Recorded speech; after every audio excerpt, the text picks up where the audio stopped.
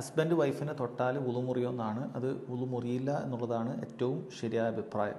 കാരണം നബി സല്ലല്ലാഹു അലൈഹി വസല്ലമയുടെ ഹദീസിലോ ഖുർആനിലോ എവിടെയെങ്കിലും ഭാര്യ ഭർത്താവിനെ സ്പർശിക്കുന്നത്, ഭർത്താവ് ഭാര്യയെ സ്പർശിക്കുന്നത്, അന്യ സ്ത്രീകളെ സ്പർശിക്കുന്നത് വുളു മുറിയുന്ന കാര്യമായി പഠിപ്പിക്കപ്പെട്ടിട്ടില്ല. എന്നാൽ ഖുർആനിൽ ഔലാ മസ്തുമുൻ നിസാ എന്ന് പറഞ്ഞത് അത് ചില പണ്ഡിതന്മാർ അത് സ്പർശനമാണ് എന്ന് മനസ്സിലാക്കിയിട്ടുണ്ട്. എന്നാൽ അത് ശരിയല്ല.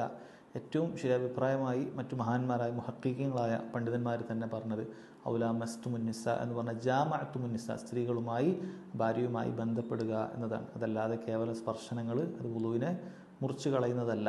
അതുകൊണ്ട് ഒരാൾ കൈ കൊടുക്കുകയോ ചുംബിക്കുക പോലും ചെയ്താൽ വുളു മുറിയുകയില്ല. കാരണം നബി സല്ലല്ലാഹു അലൈഹി വസല്ലം അവിടുത്തെ ഭാര്യമാരിൽ ചിലർ ചുംബിക്കുകയും പിന്നീട് വുളു എടുക്കാതെ അവിടെ നിസ്കരിച്ചു എന്ന് തന്നെ ഹദീസുകളിൽ കാണാൻ സാധിക്കുന്നുണ്ട്. അതുകൊണ്ട് ദേഹേച്ഛയോടുകൂടി ചുംബിച്ചാൽ പോലും അത് വുളു മുറിക്കുകയില്ല എന്നാണ്. എന്നാൽ എന്തെങ്കിലും ഭാര്യ ഭർത്താക്കന്മാരുടെ ലൈംഗിക അവയവങ്ങളിൽ നിന്ന് പുറത്തേക്ക് പോയാൽ അത് വുളുവിനെ